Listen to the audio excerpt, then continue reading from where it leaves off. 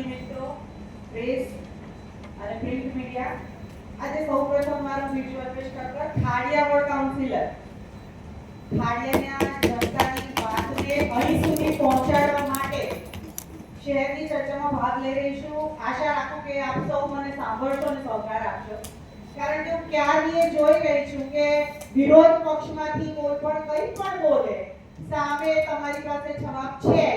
એટલે that means કે અમદાવાદ શહેર બધી જ રીતે પરિપૂર્ણ છે, અમારે વિરોધ કરવો પડે એવી કોઈ જ વાત ક્યાંય છે નહીં એવું દેખાઈ રહ્યું છે.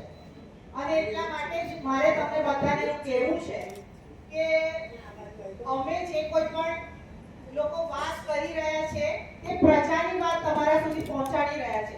વિરોધ પક્ષને સાંભળશો જ નહીં ને તો પોસિબલ નથી કે આપણે શહેરનો વિકાસ સારી રીતે કરી શકીએ.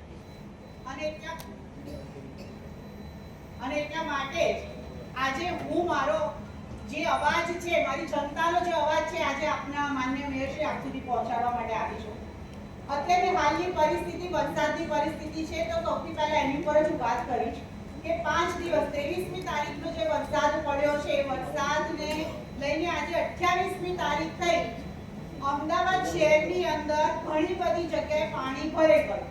તમારા સાથી કાઉન્સિલરો દ્વારા, મારા સાથી કાઉન્સિલરો દ્વારા એવું કહેવામાં આવ્યું છે કે ક્યાંય પાણી ભરાયું નહોતું, બધે પાણી ઉતરી ગયું છે, કશું જ નહીં. આપણે મધ્ય ઝોનની વાત કરું, શાહીબાગ અસારવાદથી લઈને ખાડિયા વિસ્તાર સુધીના મધ્ય ઝોનની અંદર જે કંઈ પણ તકલીફો પડી રહી છે તેના માટે who will be the responsible for the same. માન્ય મેયરશ્રી, સાયબાગ વોર્ડમાંથી હું પણ કાઉન્સિલર છું. સાયબાગ વોર્ડની સમગ્ર સાયબાગ વોર્ડ કે અસાર વોર્ડમાં એક પણ પ્રશ્ન લીધો વરસાદ પડેલો જે બેન મીડિયા પ્રમાણે બોલાવે મારો વાતો સાંભળો.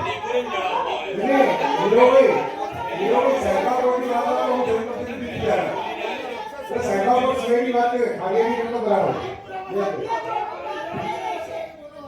સાયબાગ વોર્ડમાં પ્રશ્ન નથી લેવું ત્યારે કાઉન્સિલર તો બાકી આજ સુધી અમે બધા કામ કર્યું છે. એક જ કલાકની અંદર એડ્રેસ ડિપાર્ટમેન્ટમાં બધે પાણી પી ગયું છે. કોઈ નહોતા દેખાયા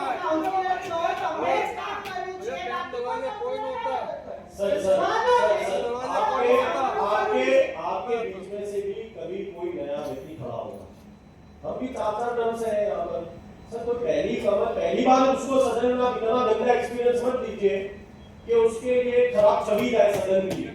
और ये वैसे तो पहला है न्यू कमर जब बोल रहा है तो लेट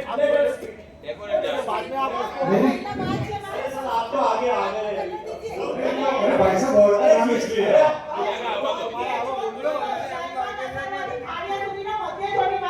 छोटी में नाम बोल बात करो.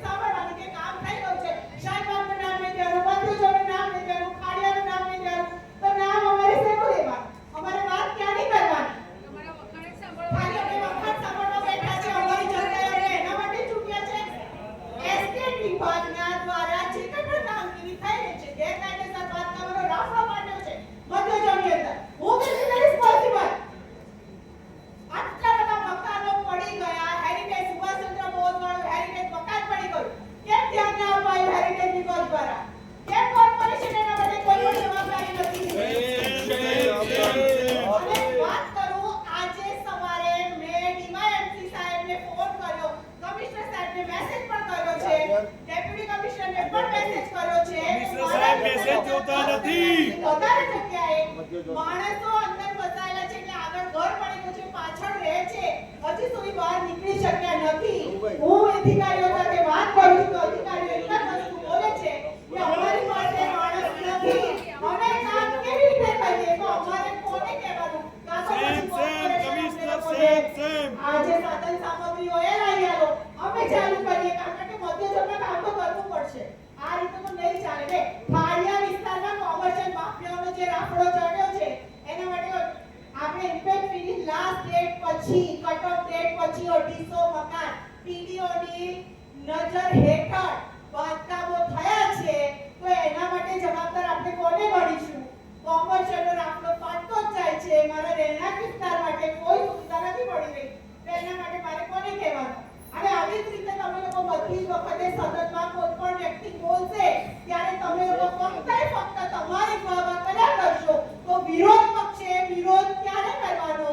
ક્યારે અમે અમારી જનતાનો અવાજ તમારા સુધી પહોંચાડીશું? અમે અહીંયા જનતાના પ્રશ્નો લઈને બેઠા છે. અમે અમારા ઘરની વાતો કરવા નથી આવ્યા. અમને પણ કોઈ એવો નથી ઈરાદો કે કયા વિસ્તારમાં પાણી ભરાયું, કયા વિસ્તારમાં કેટલા દિવસમાં નીકળ્યું. તમારે તમે બધા જ હાજર હતા. તમે બધા કાઉન્સિલરો 160 મુદ્દાની વાત કરો ને, હવે તો બધું એના પ્રતિભાવ ઘણી વાત કરો. મુદ્દાની વાત કરો. મારા વિસ્તારની અંદર જે કંઈ પણ છે એસ્ટેટ વિભાગ દ્વારા જે કંઈ પણ કામગીરી છે ગેરકાયદેસર બાંધકામ માટે મેં આજથી 1 મહિના પહેલા માંગેલી છે કે હજી સુધી મને મળી નથી.